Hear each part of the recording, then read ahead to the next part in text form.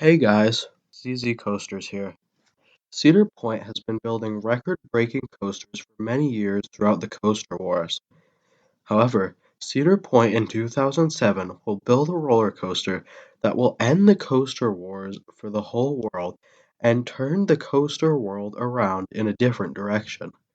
This is the complete history of Cedar Point, Episode 5, A Change in Direction.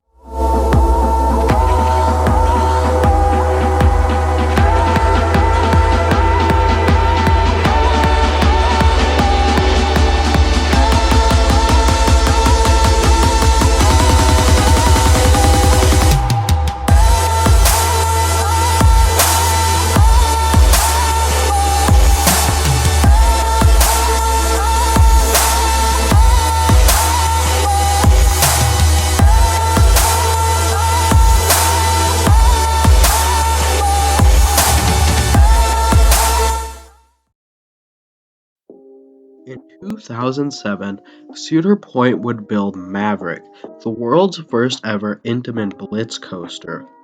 Maverick was a world-changing coaster. Its stats were meager, having only 105 feet of height and traveling at 70 miles per hour. It definitely wasn't the world's tallest or fastest coaster, but it was an amazing ride. Because of Cedar Point's decision to go with a smaller ride with a great experience, other parks started to do the same thing, leading the industry to start moving more towards good coasters than just lots of stats like it had been doing during the Coaster Wars. This is why people say Maverick is the roller coaster that put an end to the Coaster Wars.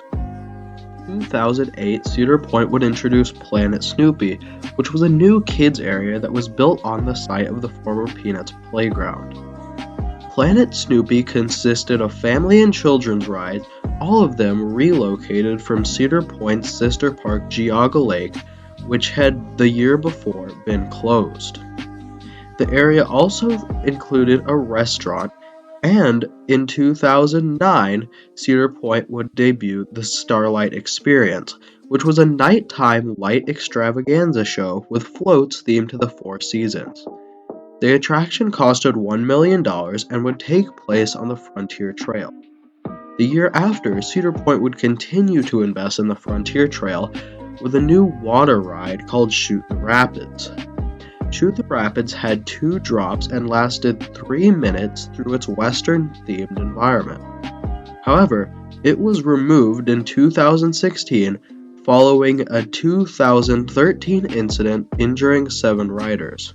In 2011, Cedar Point would build a 300-foot swing ride called Windseeker, as well as getting a new CEO. Dick Kinzel retired on June 20th in 2011, and Matt Ouimet would become the CEO of the company. He had been employed by Walt Disney Company for 17 years, including 10 years as president of Disney Cruise Line and the Disneyland Resort. In 2012, Cedar Point would add Dinosaurs Alive, which was a walkthrough exhibit featuring many animatronic dinosaurs. Dinosaurs Alive was replaced with Forbidden Frontier after the 2018 season.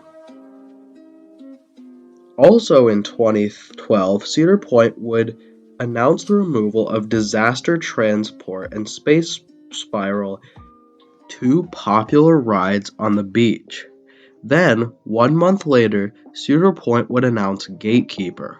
Gatekeeper was a new kind of roller coaster called a wing coaster, where riders rode on trains that had seats on either side of the track. Gatekeeper traveled directly over Cedar Point's front gate through 2 keyholes above the building. Gatekeeper was 170 feet high, traveled at 67 miles per hour, and had a track length of over 4,000 feet. Gatekeeper was very successful, and in 2014, Cedar Point would add a couple new family attractions to the Gemini Midway called Pipe Scream and Lake Erie Eagles. They would also add a paper ride thrill ride called Slingshot.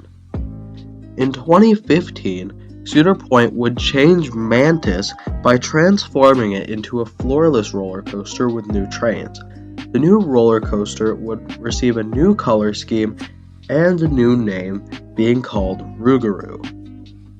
The same year, Hotel Breakers would receive a $25 million renovation.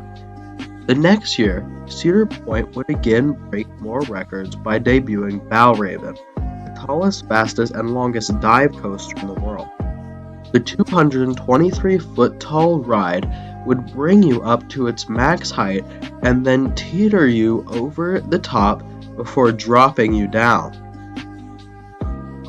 Cedar Point's Valravn was a very successful dive coaster, but as 2016 ended, Cedar Point announced that they would be tearing down Mean Streak. Mean Streak was a very popular and large wooden coaster, and in August of 2017, Cedar Point officially announced that Mean Streak would not be torn down like previously thought. Instead, it would reemerge as a whole new roller coaster called Steel Vengeance. Steel Vengeance was a roller coaster that was designed by Rocky Mountain Construction using their hybrid coaster technology.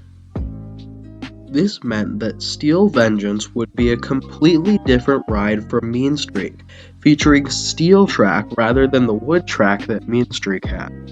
Steel Vengeance would be much taller than Mean Streak at 205 feet tall, featuring a 200-foot drop, making it the world's first hybrid coaster to also be a hypercoaster, or a coaster over 200 feet.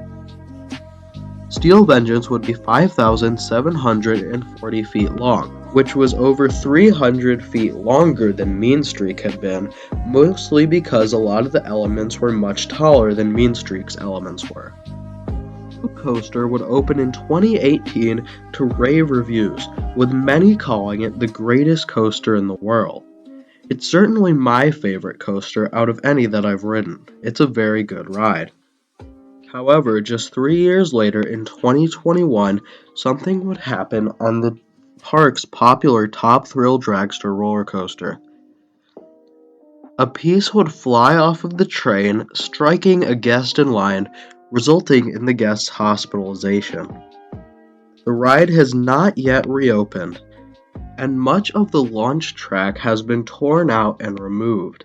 However, Cedar Point has confirmed that a new and reimagined ride experience will be coming to Cedar Point, replacing Top Thrill Dragster. What will it be? We'll just have to wait and see, find out. Hey guys, thanks so much for watching this whole project and sticking through it with me. This has been a really fun project to create, and I hope you guys enjoyed watching it just as much. If you guys have any parks or other things that you think you want me to make a history video about, just let me know, as I really enjoyed making this content and form of video. As always, make sure to like the video if you enjoyed it, and subscribe for great coaster content just like this. As always, thanks for watching. CZ Coasters, signing off.